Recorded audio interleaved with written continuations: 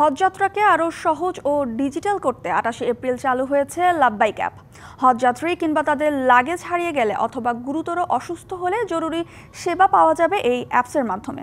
তবে এখনও অনেক যাত্রী জানেন না এই অ্যাপের কথা, আবার যারা জানেন ব্যবহার করতে তাদের পড়তে হচ্ছে নানা জটিলতায়।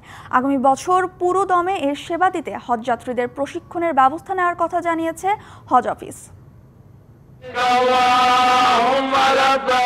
প্রতি বছর সৌদি আরবে পবিত্র হজ পালন করতে গিয়ে প্রয়োজনীয় জিনিসপত্র হারিয়ে বিপাকে পড়েন অনেক বাংলাদেশি হজযাত্রী।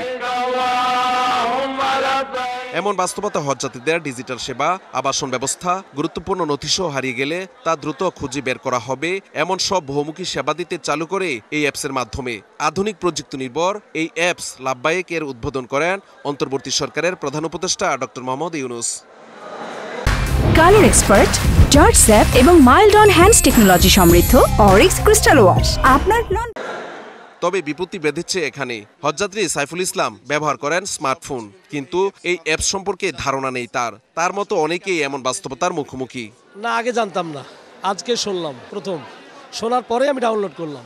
এটা আগের থেকে এই অ্যাপসটা যদি তৈরি করা হতো এবং ব্যাপকভাবে প্রচার করা হতো সোশ্যাল মিডিয়ার মাধ্যমে, টিভি চ্যানেল বিভিন্ন, তাহলে আরো মানুষ উপকৃত হতো। হ্যাঁ, হজে যাওয়ার জন্য কিনছি আমি।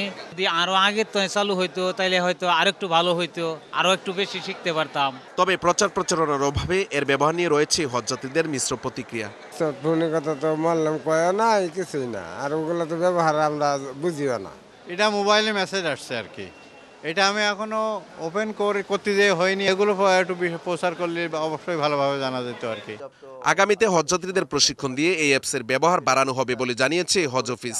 আপনাদের সার্বিক সহযোগিতা চাই, যাতে করে এই অ্যাপসটাকে আসলে সকলের কাছে পৌঁছানো যায়, যাতে করে এই অ্যাপসের যে সেবাগুলো রয়েছে তাতে আমরা সকল হজযাত্রী যেন এই সেবাটি গ্রহণ করতে পারে। সবার ব্যবহারের উপযোগী করতে সরকারকে আরও কার্যকর ব্যবস্থা নেওয়ার পরামর্শ হাবের। শেষ মুহূর্তে এবার এটি উদ্বোধন হয়েছে, সুযোগটাও কম ছিল।